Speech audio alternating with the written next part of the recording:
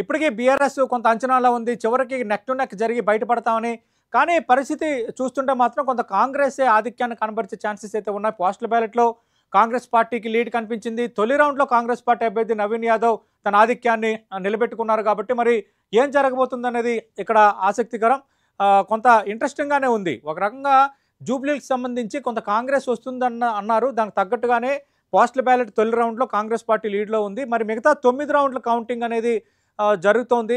రెండో రౌండ్ ఇప్పుడే ప్రారంభమైంది కాబట్టి మరో 20 నిమిషాల్లో రెండో రౌండ్కి సంబంధించిన ఫలితం కూడా మనకి రాబోతుంది కాబట్టి రెండో రౌండ్లో మరి ఎవరు లీడ్లోకి వస్తారు, కాంగ్రెస్ తిరిగి దాన్ని నిలబెట్టుకుంటుందో రెండో రౌండ్ కూడా అనేది మనం మరి కాసేపట్లో చూడాలి.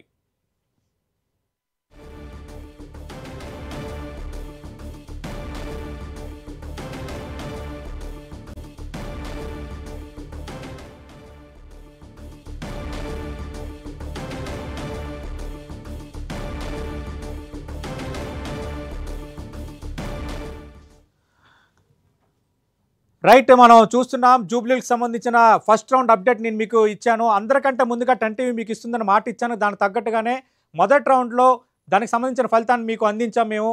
మొదటి రౌండ్లో కాంగ్రెస్ పార్టీ అభ్యర్థి నవీన్ యాదవ్ ఆధిక్యంలో ఉన్నారు. అలాగే పోస్టల్ బ్యాలెట్లో కూడా కాంగ్రెస్ పార్టీ అభ్యర్థి నవీన్ యాదవ్ లీడ్లో ఉన్నారు.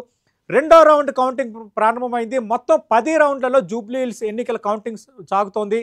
ఆల్రెడీ ఫస్ట్ రౌండ్ కంప్లీట్ అయిపోయింది. దాదాపు ఇదే ట్రెండ్ కొనసాగితే మధ్యాహ్నం 12 గంటల కల్లా మొత్తం ఫలితం అంటే తుది ఫలితం వచ్చే అవకాశాలు అయితే కనిపిస్తున్నాయి. ఇంకా 9 రౌండ్లు మాత్రం ఉన్నాయి. ఆల్రెడీ రెండో రౌండ్ కౌంటింగ్ ప్రారంభమై 15 నిమిషాలు అయిపోయింది. తొలి రౌండ్ ఫలితం కూడా ఇక్కడ వచ్చేసింది. రైట్ పాపారావు గారు, కొంత కాంగ్రెస్ పార్టీ లీడ్ కనబరుస్తుంది. సరే పోస్టల్ బ్యాలెట్ 101 ఓట్లు అదంతా ఇంపాక్ట్ కాదు అని అనుకుంటే తొలి రౌండ్లో కూడా కాంగ్రెస్ పార్టీ అభ్యర్థి నవీన్ యాదవ్ లీడ్లో ఉన్నారు. ఇంకా 9 రౌండ్లు మాత్రమే మిగిలి ఉన్నాయి. ఇదే ట్రెండ్ కొనసాగబోతుందా లేదంటే కొంత అనూహ్యంగా ఏమైనా జరగచ్చా?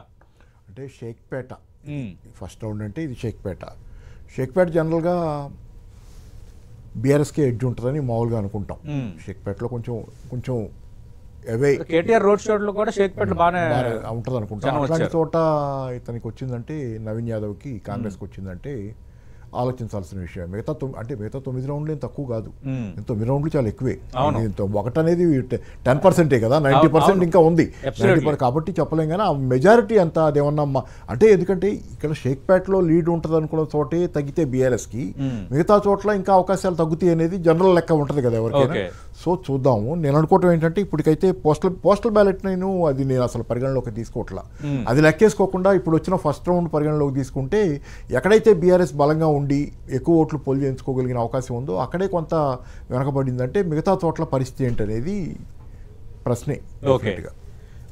రైట్ పుల్లారావు గారు చెప్పండి. ఇక బీహార్ విషయానికి వద్దాం. బీహార్లో ఎన్డీఏ 86 స్థానాల లీడ్లో ఉంది.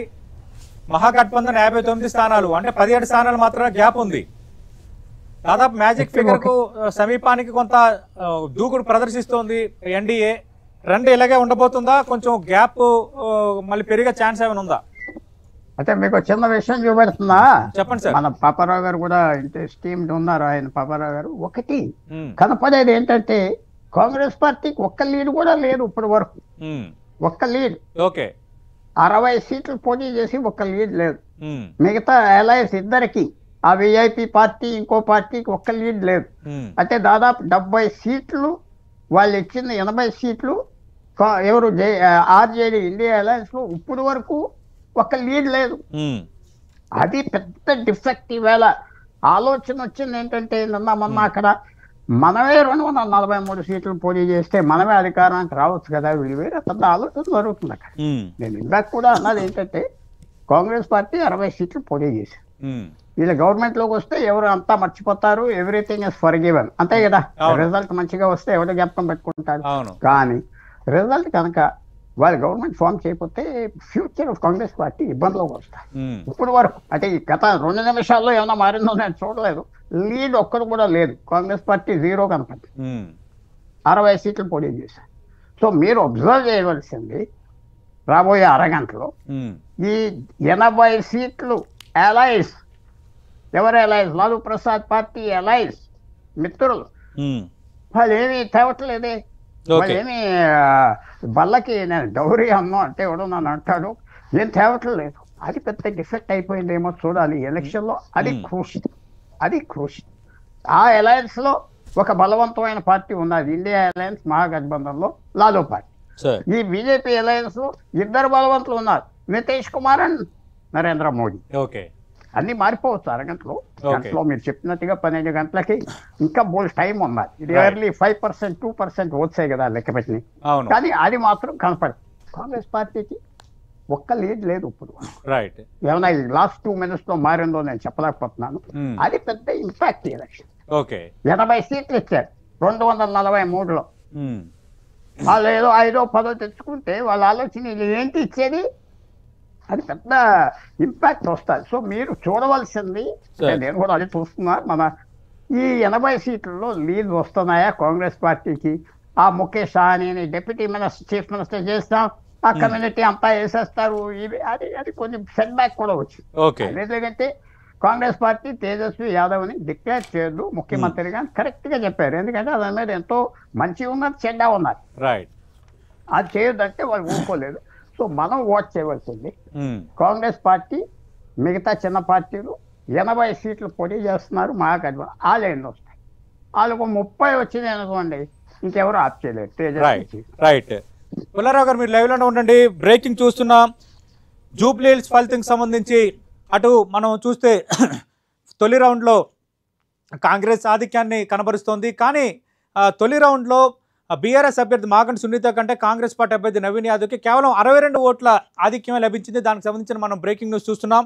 అలాగే పోస్టల్ బ్యాలెట్ సంబంధించి మనం చూస్తే పోస్టల్ బ్యాలెట్లోనూ కాంగ్రెస్కి 47 వచ్చాయి, అలాగే అటు బీఆర్ఎస్కి 43 వచ్చాయి. ఇక్కడ కూడా కొంత స్వల్పమైన ఆధిక్యమే కనిపిస్తోంది. ఫస్ట్ రౌండ్ విషయానికి వస్తే ఫస్ట్ రౌండ్ అనేది కొంత నెక్ టు నెక్ నడిచిన, అటు ఓవరాల్గా మనం చూస్తే తొలి రౌండ్లో కాంగ్రెస్ పార్టీ అభ్యర్థి నవీన్ యాదవ్కి 8,926 ఓట్లు వస్తే బీఆర్ఎస్ అభ్యర్థి మాగంటి సునీతకి 8,864 ఓట్లు వచ్చాయి. కేవలం 62 ఓట్ల ఆధిక్యాన్ని కాంగ్రెస్ తొలి రౌండ్లో నిలబెట్టుకుంది. మరి ఈ ఆధిక్యం అనేది ఇంత స్వల్పంగా ఉంది కాబట్టి ఇక నెక్ టు నెక్ ఏమైనా జరగబోతుందా, లేదంటే రెండో రౌండ్ మూడో రౌండ్లో అనూహ్యంగా కాంగ్రెస్ పార్టీ అభ్యర్థి లీడ్ పెంచుకుంటారా, లేదంటే ఇంతే స్వల్ప లీడ్ కంటిన్యూ అయితే ఖచ్చితంగా చివరి 4-5 రౌండ్లు అత్యంత కీలకం అవుతాయి. అప్పుడు కొంత ఉత్కంఠ రేగే అవకాశం అయితే కనిపిస్తోంది. షేక్పేట్ డివిజన్ తొలి రౌండ్ అంటే షేక్పేట్ డివిజన్కి సంబంధించి తొలి రౌండ్ ఫలితం మనం చూస్తున్నప్పుడు ఇక్కడ బీఆర్ఎస్ అభ్యర్థి మాగంటి సునీత కంటే కాంగ్రెస్ పార్టీ అభ్యర్థి నవీన్ యాదవ్ 62 ఓట్ల ఆధిక్యంలో ఉన్నారు. షేక్పేట్ డివిజన్కి సంబంధించి కొంత బీఆర్ఎస్ బాగా కొంచెం కాన్సన్ట్రేషన్ చేసింది బీఆర్ఎస్, కానీ ఇక్కడ కాంగ్రెస్ కొంత స్వల్ప ఆధిక్యాన్ని నిలబెట్టుకుంది. కాబట్టి మరి ట్రెండ్ ఎలా కొనసాగబోతుంది అనేది మనం వేచి చూడాలి. మరిన్ని వివరాలు అందించడానికి న్యూస్ రూమ్ నుంచి మా తెలంగాణ ఇన్పుట్ ఎడిటర్ కళ్యాణ్ ఉన్నారు. కళ్యాణ్తో మాట్లాడే ప్రయత్నం చేద్దాం. కళ్యాణ్, ఎలా అర్థం చేసుకోవాలి? పోస్టల్ బ్యాలెట్లో కొంత కాంగ్రెస్ పార్టీ ఆధిక్యాన్ని కనబరిచింది, తొలి రౌండ్లో కూడా కాంగ్రెస్ పార్టీ ఆధిక్యాన్ని కనబరిచింది, కానీ బీఆర్ఎస్తో పోల్చుకుంటే కొంత స్వల్ప ఆధిక్యమే కనిపిస్తోంది. మరి ఇదే ట్రెండ్ కొనసాగే అవకాశం ఉందా? కొంత బిగ్ గ్యాప్ ఏమైనా పెరగొచ్చా? కళ్యాణ్,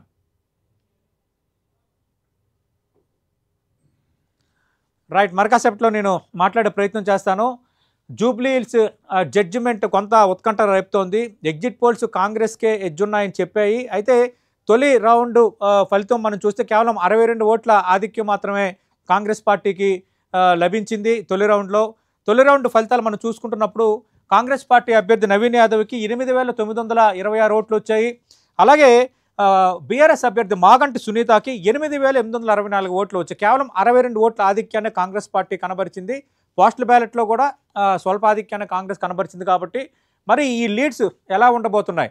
ఒకవేళ ఇదే స్వల్ప ఆధిక్యం మధ్య దోబూచులు ఆడితే చివరి 4-5 రౌండ్లు మాత్రం అత్యంత ఉత్కంఠ రేపే అవకాశం ఉంది. ఈ ఫలితాలకు సంబంధించి మాట్లాడదాం. మా Telangana input editor Kalyan news room నుంచి సిద్ధంగా ఉన్నారు. కళ్యాణ్, ఏం జరగబోతోంది? పోస్టల్ బ్యాలెట్ సంబంధించి మనం చూస్తే కాంగ్రెస్ పార్టీ లీడ్లో ఉంది, తొలి రౌండ్లో లీడ్లో ఉంది, కానీ తొలి రౌండ్లో కేవలం 62 ఓట్ల స్వల్పాధిక్యం మాత్రమే కనపడుతోంది. ఉత్కంఠ రేపొచ్చా, లేదంటే ఎగ్జిట్ పోల్స్ తగ్గట్టుగా కొంత కాంగ్రెస్ చివరిలో బయటపడే ఛాన్స్ ఉందా? ఖచ్చితంగా సతీష్, ఇది ఉత్కంఠగా మారే అవకాశమే మనకు కనిపిస్తుంది. ఎందుకంటే మొదటి రౌండ్ షేక్పేట డివిజన్ కు సంబంధించిన కౌంటింగ్ ఇప్పుడు జరిగింది.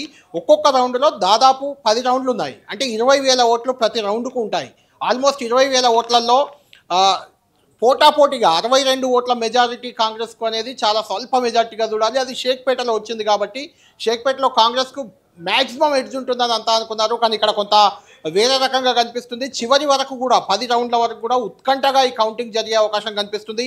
47 పోస్టల్ బ్యాలెట్లు ఓట్లు కాంగ్రెస్కు పడితే, పోస్టల్ బ్యాలెట్లు అని చెప్తున్నాను, 43 బీఆర్ఎస్కి పడ్డాయి. అంటే అక్కడ కేవలం 4 ఓట్లు.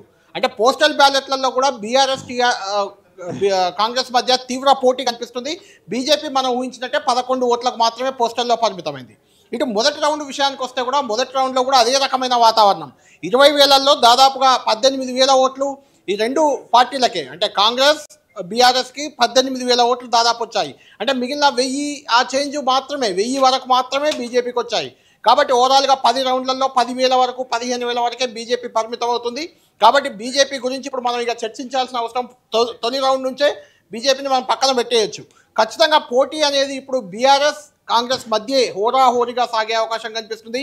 ఎందుకంటే మొదటి రౌండ్ షేక్పేట, రెండవ రౌండ్లో షేక్పేట ఎర్రగడ్డ డివిజన్లు కూడా యాడ్ అవుతాయి. అంటే షేక్పేట ఇంకా కొన్ని ఓట్లుంటాయి, అదేవిధంగా ఎర్రగడ్డ డివిజన్ రెండవ రౌండ్లో యాడ్ అవుతుంది.